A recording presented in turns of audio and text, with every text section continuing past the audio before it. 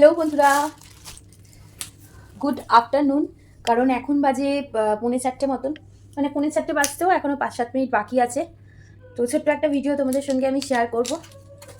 সেটা হচ্ছে এখন তো আমি অনেকটাই মানে সকলের থেকে ডিটাচ থাকি, কিন্তু যখন একটা সময় একটু সোশ্যাল ছিলাম বেশি, তো তখন আমাকে জেনারেলি সবাই জিজ্ঞাসা করতো যে আমি কি লিপস্টিক ব্যবহার করি বা শেডের নাম। তো আমি যখন যেটা ব্যবহার করেছি সেটা শেয়ার করে দিতাম। তো আজকে না আমি মানে 2-1 দিন আগে অনেকগুলো লিপস্টিক আবার পারচেস করেছি। তো এখন তো দেখো দিনকাল পাত্র সবই পাল্টাচ্ছে, কিন্তু আমি পরে আছি সেই পুরোনো দিনই। আর ভালো ভালো অনেক নতুন ব্র্যান্ড এসছে, আর তাদের তো প্রচুর সুনাম, তাদের মার্কেটিং একদম হিউজ। কিন্তু কিছু কিছু অ্যাফোর্ডেবল মানে রেটের মধ্যে, রেঞ্জের মধ্যেও ভালো লিপস্টিক পাওয়া যায়। তার মধ্যেই দেখো আমি এখন একটা অ্যাপ্লাই করা আছে আমার। তো আমি অ্যাট প্রেজেন্ট টাইম যেগুলোর মানে একদম খুব বেশি ইউজ করছি আর খুব বেশি আমার ভালো লাগছে, সেগুলো হচ্ছে এই যে দেখতে পাচ্ছ, এই 4টে আমি কিনেছি। তো 4টের মধ্যে মনে হয় একটা কালার আমি একটুখানি পাল্টাতে পারি, আবার নাও পাল্টাতে পারি। তো সেটাই তোমাদেরকে বলছি। দেখো আমি 4টে কালার কিনেছি। এগুলো তো দোকানে এমনি তোমার নাইকা পার্পেল বা অন্য কোনো ওয়েবসাইটে অনলাইনে তুমি মানে পুরো একদম বক্সে পেয়ে যাবে। 7টা করে কালার থাকে, 500-550-র মধ্যে পাওয়াই যায়। আর এমনি যদি জেনারেলি অফলাইনে কিনতে যাও এক একটা 100 টাকা করে নেয়। তো দেখো এটা ব্লু হেভেনের এই একটা কালার, যেটা আমি এখন লাগিয়ে রেখেছি মনে হয়। দেখি দাঁড়াও, না এটা না, আমি লাগিয়ে রেখেছি হচ্ছে এইটা লাগিয়েছি আমি। ঠিক আছে। আর এই একটা কালার দেখে মনে হচ্ছে, দেখো তিনটেই কিন্তু এক, কিন্তু তিনটে আলাদা নাম্বার, তিনটে এক না। তো এই তিনটের মানে হালকা শেড, ডিপ শেড এরকম সব আছে, তিনটে আলাদা আলাদা নাম্বার আছে। আর একটা নতুন কিনেছি এবার, সেটা হচ্ছে এটা এতটাও লাইট কালারটা না। কালারটা যখন আমি ওয়্যার করছি তখন খুব সুন্দর একটা এফেক্ট আসছে, আর খুবই স্মুদি, খুবই সুন্দর একটা কি বলবো, নন স্টিকি টাইপ এইগুলো ব্লু হেভেনের এই ম্যাট লিপস্টিকগুলো, নন ট্রান্সফার লিপস্টিকগুলো। তো আমি এগুলোই এখন ব্যবহার করছি, আর এলিটিনেটটা ব্যবহার করি। ইনসাইটেরও আমার আছে, কিন্তু অ্যাট প্রেজেন্ট টাইম শুধু আমি ব্লু হেভেনটাই বেশি প্রেফার করছি। আর এই 4টে আমি লিপস্টিক কিনেছি, এগুলো সবই আমি অফলাইনে কিনেছি, কারণ অনলাইনে না আমি যেই কালারগুলো চাইছিলাম সেগুলো আমি পাচ্ছিলাম না। আর একটা জিনিস আমি কিনেছি, সেটা হচ্ছে এটা আমি অনেক বছর আগে এই যে পলক্যামের 009-এর বডি স্প্রেটা ব্যবহার করতাম, যেটা মানে খুব মানে একটা ভালো ফ্রেগনেন্স। আর এটা কিন্তু জেনারেলি এটা ছেলেদের পারফিউম, কিন্তু আমার ভালো লাগে কারণ এটা স্ট্রং, এই কারণে। আর এটা তারপরে আমি অফলাইনে কোথাও পাচ্ছিলাম না অনেক দিন ধরে। যেখানেই যাই, যখনই মনে পড়ে এরকম বডি স্প্রের কথা, তখন আমি জিজ্ঞাসা করি, বলে না নেই, আসে না, বন্ধ হয়ে গেছে। তো ওই বললাম না অফলাইনে লিপস্টিকগুলো কিনেছি, তো সেই দোকানে আমি এইটা দেখতে পেয়েছিলাম। তো উনি আমাকে বললেন, যেটা কারো দোকানে পাবে না সেটা আমার দোকানে আপনি পাবেন, আপনি চলে আসবেন আমার দোকানে, যা আপনার লাগবে কিনতে চলে আসবেন। তো বললাম ভালোই হলো। তো এটা বডি স্প্রে না, এটা পারফিউম, তো তোমরা দেখতেই পাচ্ছ। তো এই পারফিউমটা আমি অনেক দিন বাদে কিনলাম। পারফিউমটা 350 টাকা মতন দাম। এই যে খুবই খুবই সুন্দর। আর এটার একটা কী বলতো, জানি না এটা পুরো রিয়েল নাকি, আমি ঠিক জানি না। তো কপিও হতে পারে, আমি স্ক্যান করে এখনও দেখিনি। আর স্ক্যানার নেইও এর মধ্যে, ও না আছে, স্ক্যান করে আমি দেখিও নি। যাই হোক, আসলেই হবে হয়তো, দোকান থেকে কিনে কেনা ভালো, একটা দোকান দিয়ে কেনা। এটার মানে আমি দিওয়ানা, ভুল, জেন্ডার ভুল করছি, দিওয়ানি। এই পারফিউমটা জাস্ট ওয়াও, আমার কাছে দারুণ লাগে। আমার মানে কী বলতো, ওই ছেলেদের যে স্ট্রং যেগুলো থাকে না ফ্রেগনেন্সগুলো, পারফিউমে বডি স্প্রে, সেগুলো আমার ভালো লাগে। ওই মেয়েদের টিমা মানে একদম গন্ধ, মানে সুগন্ধ হালকা, আমার চলে না ওইগুলো। আমার এটা স্ট্রং, এগুলো ভালো লাগে। তো যাই হোক, এই কটা কেনাকাটি করেছি। আর মাঝখানে একদম আমি কোনো ব্লগ বা এটা সেটা আমি ভিডিও আমি তোমাদের সামনে আমি নিয়ে আসতে পারিনি। কারণ হচ্ছে ওই যে লাস্ট একটা ভিডিওতে আমি বলি আমার এখানটা ব্যথা করছে, খুব যন্ত্রণা করছে, এখানটা আমার দোষ, আমি কিছু করছি না, প্রাণায়াম এই সেই। হ্যাঁ, আমারই দোষ, সব দোষ আমার। যত রাজ্যের যত দোষ আছে সব আমার, মানে আমার ঘরের তরফ থেকে আমি এটা বলে দিলাম, সব দোষ আমার। যাই হোক, তো কি হয়েছিল জানো, আমার এইখানে শিরা, হাত আর একটা পা গেছিল একসাথে। মানে একটা একটা করে তো হতো আগে, কোনো সময় হাতে, কোনো সময় পায়ে, কোনো সময় ঘাড়ে, এখন দেখছি পুরো। কেন বলো তো, আমি এত বেশি জল খেতাম, যে আমার শরীর দিয়ে প্রয়োজনীয় সোডিয়াম, পটাশিয়াম, ম্যাগনেশিয়াম সব চলে যাচ্ছিল। এত জল খেতাম আমি, 10-12 লিটার জল খেয়ে নিতাম। তারপরে আমি অ্যালোপ্যাথি চিকিৎসায় যাইনি, আর প্রচণ্ড ভয় লাগে, গেলেই তো প্রথমেই ইঞ্জেকশন দিয়ে পুরো হাত পা ব্যথা করে দেবে, এত যন্ত্রণা করবে। মানে সেই ব্যথা তো মানে 1 সপ্তাহ 10 দিন সেই ব্যথা যাবে না, এত যন্ত্রণা করবে। এই হাতটা দিয়ে এইখানটা দিয়ে ব্যথা, এইখানটা দিয়ে ব্যথা, মানে এরকম হচ্ছিল। অফিস যাওয়ার টাইমে যাচ্ছে। তো তারপর আমি আন্ডার ট্রিটমেন্ট ছিলাম। আর সত্যি কথা বলতে এরকম শরীরের অসুস্থতা নিয়ে না সবসময় ইচ্ছা করে না ভিডিও করতে, তাই না? আর আমার তো জানোই কোনো এরকম মানে হেল্পার কেউ নেই যে ক্যামেরা শ্যুট করে দেবে। এক একজনের পরিবারে যারা ডেলি ব্লগিং করে খুব হেল্প করে তাদের ঘরের লোকরা, হাজবেন্ড, তাদের ছেলেমেয়েরা বা বাড়িতে যে কেউ থাকে জানে যে ভিডিও ডিসকন্টিনিউ হয়ে গেলে কি হতে পারে। তাদের ঘরের লোক প্রচুর হেল্প করে। নাহলে কেউ রুটি বেলছে, কেউ শাড়ি পরছে, তারপরে ধরো কেউ বাচ্চাকে চুলাচড়া দিচ্ছে, কেউ এই কাজ করছে সেই কাজ করছে, সারাক্ষণ ভিডিওগুলো যে আপলোড হতে থাকে। তো তার পেছনে যে ক্যামেরাম্যান থাকে তার অনেক বড় অবদান থাকে। এই জন্যই ব্লগাররা, যারা বড় বড় ব্লগাররা বড় বড় ব্লগার হতে পেরেছে। হ্যাঁ, সবাই কি আর সেরকম করে না, দু একজন আবার নিজেই সব কিছু সামলে গুছিয়ে নিয়ে সুন্দরভাবে ভিডিওর উপস্থাপনা আমাদের সামনে করে সোশ্যাল মিডিয়াতে। কিন্তু বেশিরভাগ ক্ষেত্রে সেটা হয়ে ওঠে না। তার জন্য একটা নির্দিষ্ট পরিবেশ, একটা মানসিক একটা মানে স্থিরতা চাই।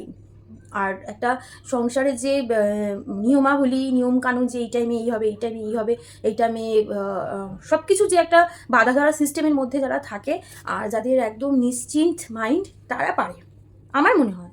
কিন্তু আমি অ্যাট প্রেজেন্ট টাইম যেই সিচুয়েশানে আছি, আমার মনে হয় না যে আমার মধ্যে এতটাও ধৈর্য এখন আছে যে একবার ক্যামেরা ওইখানে লাগাবো, আবার ক্যামেরা এইখানে লাগাবো, আবার ক্যামেরা ওইখানে লাগাবো, তারপরে কথা বলবো বা ভিডিও শ্যুট করবো, অতটা আমি পারছি না এখন। তো যাই হোক, তো বেশিরভাগ এরকম যারা হেল্প করে ভিডিওতে তারা অনেক অনেক হেল্প করে, মানে তাদের জন্যই বড় বড় ব্লগাররা আজকে বড় বড় ব্লগার হতে পেরেছে, আমার যেটা মনে হয়। তো সেটাই বললাম। দেখো, আমি কেনাকাটি থেকে চলে গেলাম ভিডিওতে। তো এই কটা আমি কেনাকাটি করেছি। আর এটার মধ্যে না একটা লিপস্টিক আমি পাল্টাবো, সেটা আজকে আমি নিয়ে গিয়ে বলবো। দাদাটা যদি পাল্টে দেয় তাহলে খুব ভালো হয়, না পাল্টালে আর কি করব। না পাল্টালে ওই যে আমার না সব ডিপ ডিপ কালার লিপস্টিক কেনা আছে, অনেকগুলো লিপস্টিক কেনা আছে, আমি ওগুলো কিছু ব্যবহার করি না। ওই তখন কী করে বলো তো, সব ওই মিক্স অ্যান্ড ম্যাচ করে করে এবার লাগাবো, কারণ ওগুলো সব মেয়াদ শেষ হয়ে যাচ্ছে, ওগুলো খারাপ হয়ে যাচ্ছে। আরেকটা জিনিস কিনেছি, ওটাও পাল্টাতে হবে, ওটা দেখানো যাবে না। তো এবার চলো কাজে বেরিয়ে যেতে হবে। আর তোমাদেরকে বলেছিলাম যে আমি নতুন আরও দুটো জিনিসে যুক্ত হয়েছি। তো একটা জিনিস আমি এখন বলতে পারবো না, আরেকটা হচ্ছে আমি আবার মানে সিবিএসসি আইসিএসসি বোর্ড পড়ানো স্টার্টেড করে দিয়েছি অলরেডি। আমি পড়াচ্ছি আবার। তো আমার অনেক পুরনো একটা স্টুডেন্ট ছিল, সে প্রত্যেক বছর নিয়ম করে আমাকে ফোন করবে তার গার্জেন যে জয়া তুমি পড়াবে এই বছর, জয়া তোমার সময় হবে। আমি বিগত 3-4 বছর ধরে তাদেরকে আমি না করে দিচ্ছিলাম। মানে ওই লকডাউন 2020 সাল দিয়ে তো আমি বাইরে কাজ করছি। তো 2020 সাল দিয়ে এই 2025 আবার স্টার্ট করলাম। হ্যাঁ, ঠিকই বলেছি, 4 বছর পুরো না করে দিয়েছি। এই পঞ্চম বছরে যখন আমাকে বললো তার একটা অসুবিধায় পড়েছে, তো মানে যে পড়াচ্ছিল তার হঠাৎ করে বিয়ে হয়ে গেছে, সে অন্য জায়গায় চলে গেছে, বাচ্চাটার অ্যানুয়াল এক্সাম। তো তখন আমি এতদিন তো রাজি হইনি, কিন্তু একটা মানে একটা বিপদের সম্মুখীন হয়ে গেছে একটা বাচ্চা। তো সেই ভেবেই আমি আবার পড়ানো স্টার্ট করেছি। যেহেতু এত বছর পরে পড়ানো স্টার্ট করেছি, এখন মনে হচ্ছে যে না, এবার কন্টিনিউ আবার কি করব। আমার সত্যি কথা বলতে মানে অনেক বছর না জীবনে আমি টিউশন করেছি, আমার আর ভালো লাগছিল না। 14-15 বছর আমি টিউশন করেছি, ইংলিশ মিডিয়াম করেছি, বেঙ্গলি মিডিয়াম করেছি। প্রথম তো শুরু করেছিলাম সংস্কৃত দিয়ে, শুধু সংস্কৃত আমি করাতাম। তারপরে আমি আর্টসের সাবজেক্ট চলে গেছিলাম, তারপরে আমি অল সাবজেক্ট চলে গেছিলাম। আর আমি নিজে যখন শুধু পিওর সায়েন্স নিয়ে পড়াশোনা করার পরে যখন আমি ব্যাক পেয়ে গেছিলাম, মানে এইচএসও পাস করিনি, 11 আমি যখন পাস ছিলাম তখন আমি এইচএসের স্টুডেন্ট পড়িয়েছি। অনেক স্টুডেন্টই পড়েছে কম বেশি আমার কাছে, আমাদের এলাকা ভিত্তিক কিছু ছেলেমেয়ে পড়েছে। তো এই একটা কথা। আর এখন তো মাস্টার্স করার পরে একটা ভাবনা চিন্তা আমি করছি যে, কিন্তু সব কিছু মানে একটা প্রি প্ল্যান্ড একটা ব্যাপার থাকে না, সেটা আমার না এখন হয়েই উঠছে না। কোনো কিছু প্ল্যান করে যে একটা করব হচ্ছে না। আমার জীবনে সব কিছু না হঠাৎ হঠাৎ হবে, হঠাৎ মানে প্রেম, বিয়ে, বাচ্চা, চাকরি, তারপরে কোনো ভালো জিনিস আমি চেয়ে প্রার্থনা করে আমি পাই না। আমি পাই সব কিছু হঠাৎ হঠাৎ, মানে একদম যেরকম ওই যে ধূমকেতু আসে না, ওরকম করে হবে। আমার জীবনটাই এরকম, আমি বুঝে গেছি। এই জন্য প্রি প্ল্যান করে আমার কিচ্ছু লাভ নেই। যেভাবে চলছে সেভাবে চলুক। ইচ্ছা আছে, হ্যাঁ আমার ইচ্ছা আছে যে আবার আমি স্টার্ট করে দিয়েছি যখন, আরও আমি ছেলেমেয়ে পড়াবো যদি তারা পড়তে চায়, এই একটা ব্যাপার ভেবেছি। আর একটা তো সেটা নিয়ে একটু ভাবনা চিন্তা চলছে। তো ওটা না হিউজ একটা বড় একটা বিশাল একটা সিদ্ধান্ত, তো সেটা এখন আমি নিতে পারিনি। আর শরীর প্রচণ্ড খারাপ হয়ে যাচ্ছে। আমি ভাবছি আমার শরীর অনেক খারাপ হয়ে যাচ্ছে, কিন্তু ডাক্তার বলছে আপনার তো কিছুই হয়নি, আপনি এত ভয় পাচ্ছেন কেন? আপনাকে দেখে মনে হয় যে আপনার এত বড় একটা মেয়ে আছে?